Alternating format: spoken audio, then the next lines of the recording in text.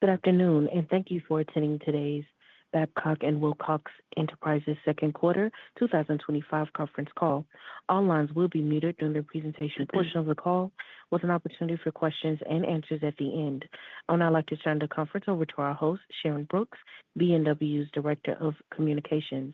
Thank you. You may proceed, Mrs. Brooks. Thank you, Jayla, and thanks to everyone for joining us on Babcock and Wilcox Enterprises second quarter 2025 earnings conference call. As Jayla said, I'm Sharon Brooks, Director of Communications and Marketing. Joining the call today are Kenny Young, B&W's Chairman and Chief Executive Officer, and Cameron Freimeyer, Chief Financial Officer, to discuss our second quarter results. During this call, certain statements we make will be forward-looking. These statements are subject to risks and uncertainties, including those set forth in our safe harbor provision for forward-looking statements that can be found at the end of our earnings press release and also in our Form 10-Q that was filed this afternoon and our Form 10-K that is on file with the SEC, and provide further detail about the risks related to our business. Additionally, except as required by law, we undertake no obligation to update any forward-looking statement. We also provide non-GAAP information regarding certain of our historical and targeted results to supplement the results provided in accordance with GAAP. This information should not be considered superior to or as a substitute for the comparable GAAP measures. A reconciliation of historical non-GAAP measures can be found in our second quarter earnings release published this afternoon and in our company overview presentation filed on Form 8-K this afternoon and posted on the Investor Relations section of our website at babcock.com. I will now turn the call over to Kenny. Thanks, Sharon. Good afternoon, everyone, and thanks for joining us on our second quarter 2025 earnings call. We generated strong operating results highlighted by strong performance from our parts and services business, which posted a 31% increase in revenues compared to the second quarter of 2024. This growth has been spurred by the rising need for power and electricity due to the rapid expansion of AI-driven data centers, as well as increased baseload generation usage across the consumer, manufacturing, and industrial sectors. In fact, most of our clients expect increases in baseload generation by up to 120 gigawatts over the next 10 years from data centers alone. As a result, we continue to work with our customers to evaluate opportunities to further augment their power generation capacity with either biomass, hydrogen, natural gas, and coal. And we are working closely with our utility customers to help extend the life and improve the efficiency of their existing coal and natural gas power plants. We believe this increased demand continues to position us for sustained success across our higher margin parts and services businesses and provides B&W with a strong outlook for the second half of 2025 and beyond. Adjusted EBITDA, including Diamond Power, was $21.6 million for the second quarter, which was over 70% greater than street expectations and primarily driven by the 31% increase in higher margin parts and services revenue coming from coal and fossil fuel power plants in the U.S. and internationally as well. This reflects our intent to exit from certain large new build projects internationally, and while we continue to expand our parts and services presence globally to support coal and fossil fuel customers around the world, we also are actively pursuing large upgrades and new builds in the U.S. to support power generation needs and expect to make key announcements by the end of the year. Large project revenue will remain up and down each quarter depending on timing and quarter-over-quarter overlap of new bookings. Company-wide revenues with Diamond Power came in at $170.8 million, which is just ahead of street expectations. Revenue from continued operations without Diamond Power for the quarter came in at $144.1 million, which is roughly the same as second quarter 2024, again, mainly due to slightly lower projects, while parts and services, however, saw a dramatic increase. Overall, our revenues for the first half of 2025 from continuing operations without Diamond Power were up year over year to just under $300 million in top-line revenues. Operating income increased to $8.1 million in the second quarter of 2025, and adjusted EBITDA without Diamond Power, otherwise called adjusted EBITDA from continuing operations, was $15.1 million in the second quarter of 2025, which is a 90% increase compared to $8 million in the second quarter of 2024. Adjusted EBITDA from continuing operations more than doubled for the first 6 months of 2025 to $21.2 million compared to the first 6 months in 2024. The company's core business continues to perform ahead of expectations, and we anticipate returning to positive cash flows in 2025 when excluding BrightLoop.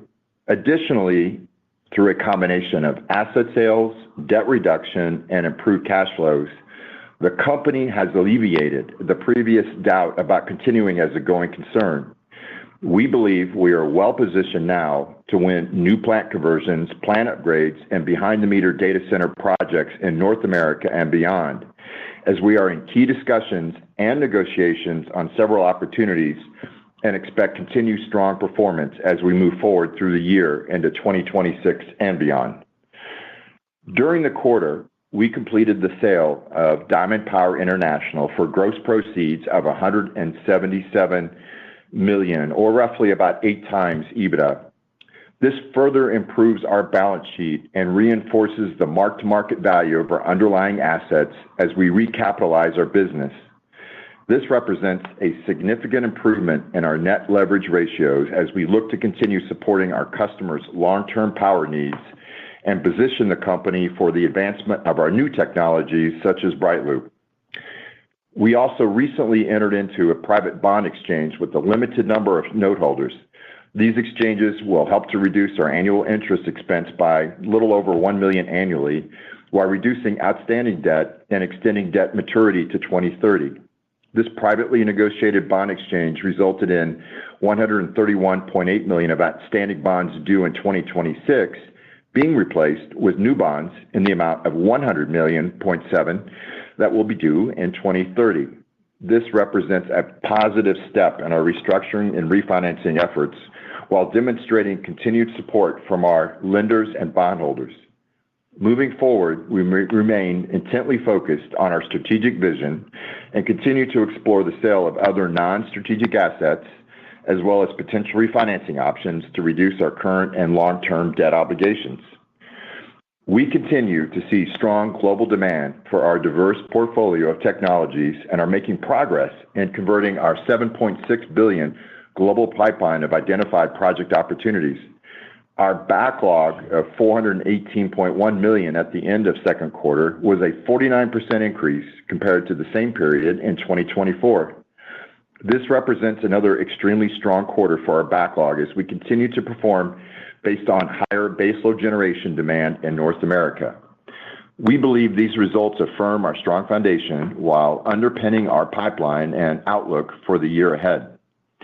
Our efforts to progress BrightLoop are moving forward as we further the commercial development of existing projects and continue working to improve the overall operational effectiveness of these technologies to produce low-cost hydrogen or steam.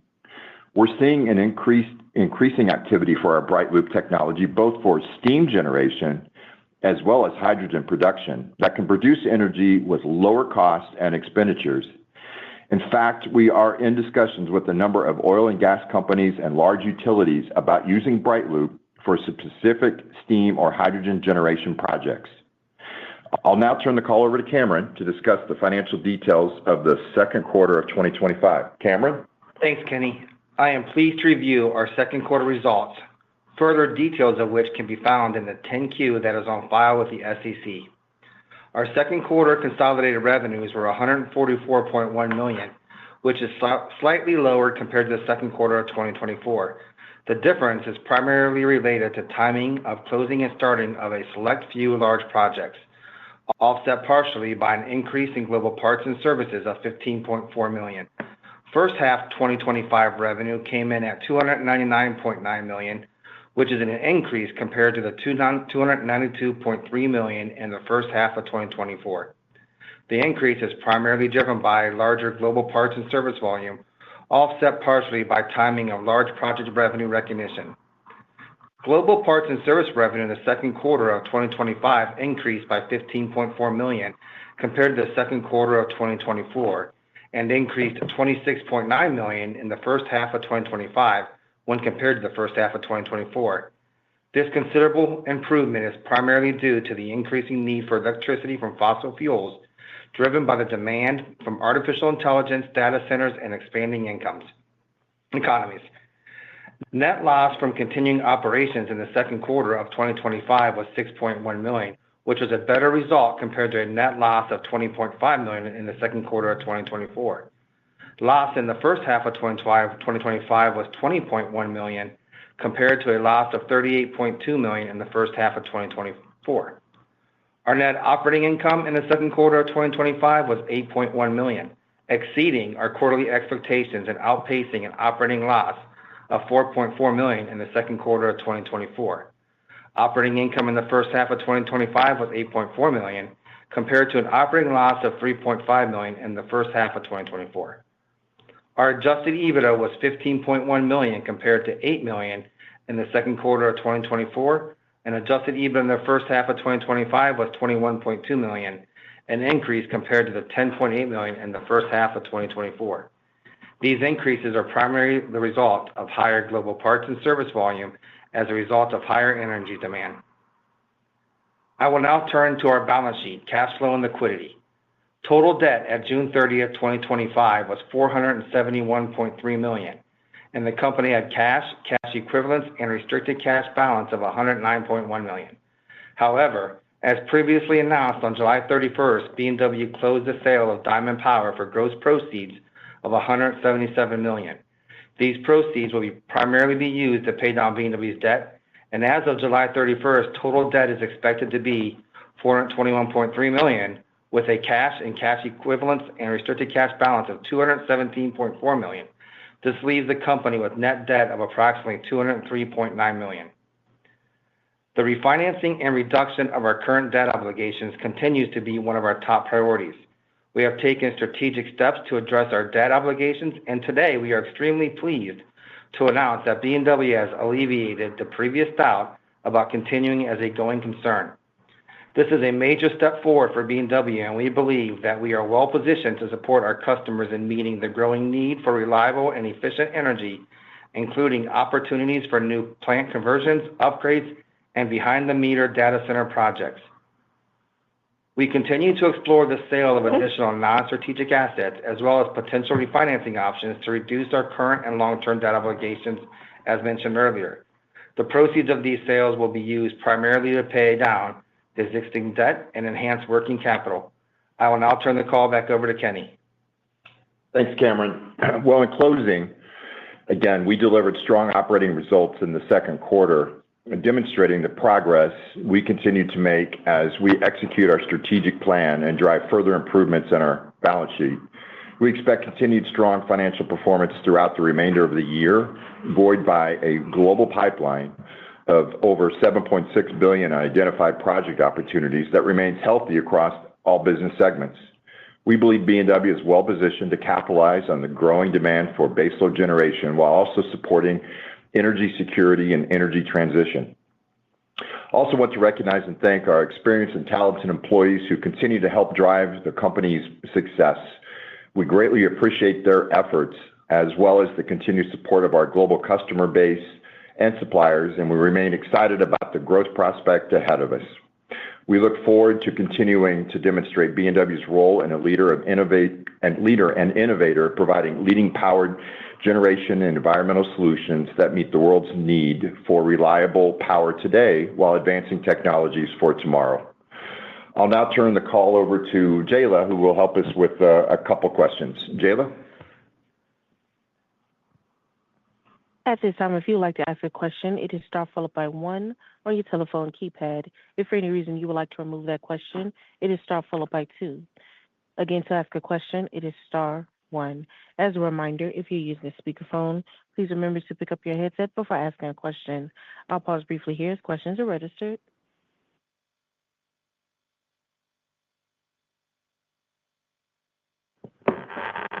Our first question comes from Aaron Spychella with the company Craig-Hallum. Aaron, your line is now open. Yeah, hi, Kenny and Cameron. Thanks for taking the questions. Maybe first, can you just talk about the current demand for energy that you're seeing on the thermal side of the business with everything going on? You kind of talked about some potential large upgrades and new builds later this year, and sounds like you're hearing of the possibility of some new coal-fired generation being built. So can you just maybe give an update there, please? Yeah, no, thanks, Aaron.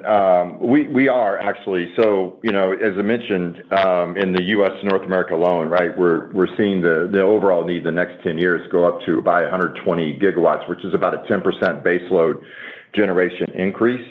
Think about that in context of a baseload demand in the U.S. that's been relatively flat over the years, and now the entire aspect of the generation plus the grid infrastructure has to be enhanced and upgraded to hit that kind of demand. Specifically, without giving names, we do have a handful of customers that are now looking to build out up to 20 gigawatts within those potential areas of new generation to support data center demand that's taking place within those specific territories. And they're looking at right now, all aspects of energy generation, including, as you mentioned, which is exciting for us, obviously the potential around new coal generation or new coal power plants here in the U.S. Obviously, a lot of support's given towards the fossil fuel aspect, and coal and natural gas are key drivers to support that baseload generation. Exciting to us if we took that to the next step, obviously, and a lot of work to still be done, but the Bright Loop represents an opportunity there to actually use in that particular case, because we can produce steam from Bright Loop. Doesn't have to produce hydrogen, but we can just produce steam directly from coal, but isolate and capture the CO2, which can either be sequestered or used for other beneficial purposes, enhanced oil recovery or other capabilities, either now or sometime in the future. So as we're continuing to work with those customers on that, specifically a few customers where we're in discussions on projects with them to actually augment their power generation as they're trying to respond to these data centers, it opens the door for us on a wide variety of technologies, but inclusive of Bright Loop leveraging coal as well. So we're excited about those opportunities. We're in discussions on several on those, and anticipate hopefully an announcement or two yet this year, obviously. So still have a ways to go, but a lot of momentum right now taking place. That also adds that currently, as I mentioned, with such an increase in our parts and services, because a lot of the power demands are to keep the current fossil fuel plants open, including coal plants, is really driven right now. And so those are running full. Good news is, though, a lot of them now are being extended out for a longer term period of time. And so there's a lot of opportunities for us to get in and work with those customers on making them as efficient as possible, continuing to work on providing the parts and services on this particular plant. So, we're in a good position to support them on accomplishing both directions. One, keeping everything going. Two, obviously supplant or increase baseload generation. Thanks for that. And then, just any thoughts on what that might look like from a size or order perspective? Too early to tell, as I always get into the size of negotiations on these, but out there. But some of these, it typically would be in the low 100s, and some of those might be a little bit higher than that, and the size itself. So we continue to work on those and on those plants, but they're going to vary in size depending on the actual outputs on those particular sites that we're working on. But too soon to give too much guidance there, but it's a positive outcome for us all around. The good news is that revenue would be spread over a few year period of time, and the backside of those is that we'd continue to provide parts and services those plants. So it provides a base for us to continue to grow our core business on as well. No, I appreciate that. And then, just any thoughts on the second half? I know you have, you had some guidance out there before the sale of Diamond Power, and you noted, improvements expected in the back half. Just any other color there? Not yet. We're still working through. It should be. We're anticipating, a strong year, obviously, because of the parts and services aspect, which is higher margin for us.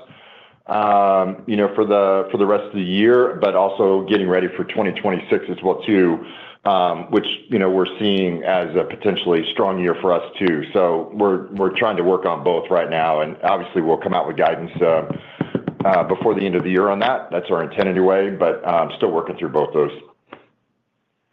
Understood. And then maybe last question, just on free cash flow, you noted continuing to expect a return to positive free cash flow in 2025. Can you just speak to confidence there, with the ramp that would be needed there in the back half? Yeah, I think when you look at the second half of the year, I think, just taking the following 6 months will be cash positive. We're working on getting the sale of the assets, getting the interest down. So that'll help out quite a bit. And as we ramp up on some of our, like the natural gas conversion project, that'll bring in some cash. As Kenny mentioned too, the parts and services is growing, which is helping cash flow as well. So yeah, we have pretty good confidence that second half of the year will generate positive cash. All right. Thanks for taking the questions. I'll turn it over. Thanks, Aaron. Our last question comes from Rob Brown with the company Lake Street Capital Markets. Rob, your line is now open. Good afternoon. Congratulations on all the progress. Thank you. Thanks, Rob. On the parts and service business, in the parts and service business, as you kind of get these plants running longer, maybe you just explain a little bit the dynamic of how the extending the life helps your parts and service business and what that kind of incremental opportunity is. Yeah, so some of these plants, obviously, they vary in all of the states that are out there here in the U.S. But some that may have had a shorter lifespan, where they may have looked to convert some of those, or perhaps close some of those, started to slow down and ramp down their buying of parts and services to work on those plants. So when they extend them out for a longer period of time, they have to go back and start looking at, some of the bigger pieces, right? And as well as the efficiency of those plants, and maybe relook at some of the environmental aspects and blah, blah, blah. So there's follow-on aspects to keeping those plants running for a little bit longer term, or a longer term that, bode well for us in the short order. So that's all a positive. And clearly, as the plants run longer on that particular aspect of it, it just extends out the revenues that we realize from those plants in a longer period of time. So both of those are solid for us and very helpful to us, but that's really the reason why an extension is good for us short term. Okay, got it. Thank you. And then on the BrightLoop pipeline out there, I think you talked about some steam projects, but could you sort of give a sense of the number of projects in the pipeline and some of the potential there? On BrightLoop specifically? Or yeah, correct. Yeah, so there's quite a few. I'm going to give a number just as a quick range here, but well over 10 that we're working on in BrightLoop. But I think the exciting part, and always the hardest part about a new technology, is that it does multiple things. So BrightLoop fundamentally can produce syngas, such as hydrogen, nitrogen, other aspects. We can actually create ammonia from it as well.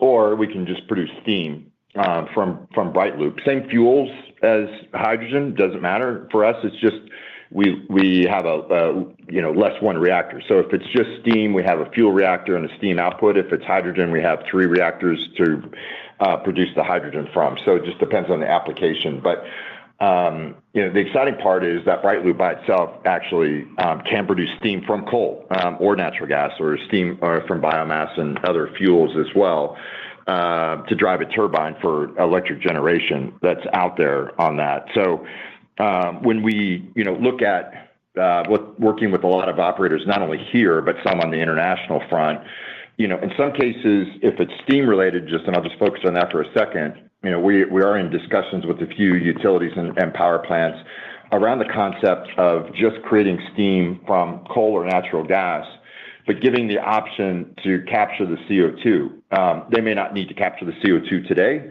but under a different environmental aspect or decision to curb more CO2 in the future, they would have the luxury to curb, capture, or store, sequester the CO2 pretty cost effectively because it wouldn't require a lot of incremental capital or operational expense to make that happen compared to other technologies to capture the CO2. So while we have momentum here, especially in the U.S. with the baseload generation demand, the abilities to use more fossil fuels, given the current administration aspect around it, some of the plants and sites now are taking a close look at how BrightLoop, either under FEED studies or further engineering studies, would be able to meet or be a part of meeting that new baseload generation, but allow for them to hedge against the future if there was a point at which they wanted, or there was some incentive or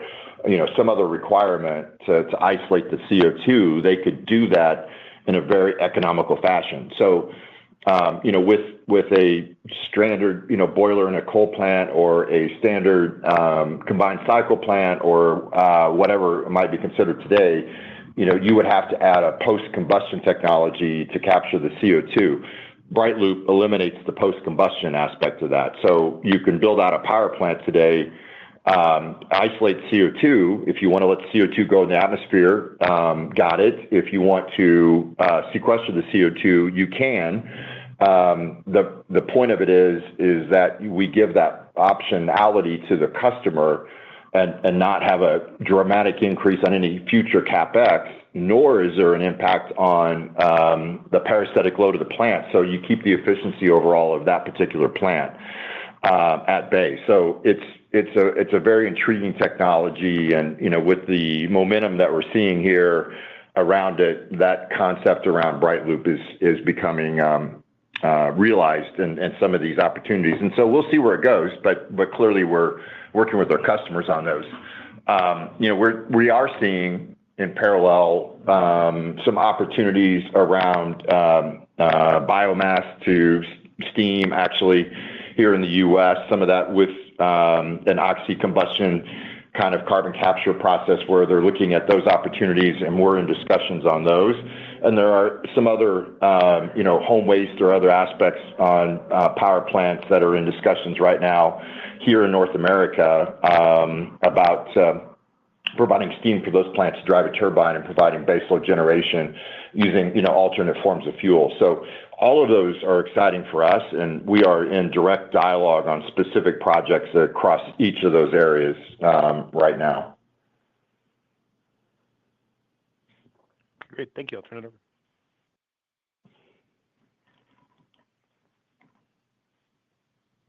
At this time, there are no more questions registered in queue. I'd like to pass the conference back over to our hosting team for closing remarks. This concludes our conference call today. A replay of the call will be available for a limited time on our website. Thank you for joining us. That will conclude today's conference call. Thank you for your participation and enjoy the rest of your day.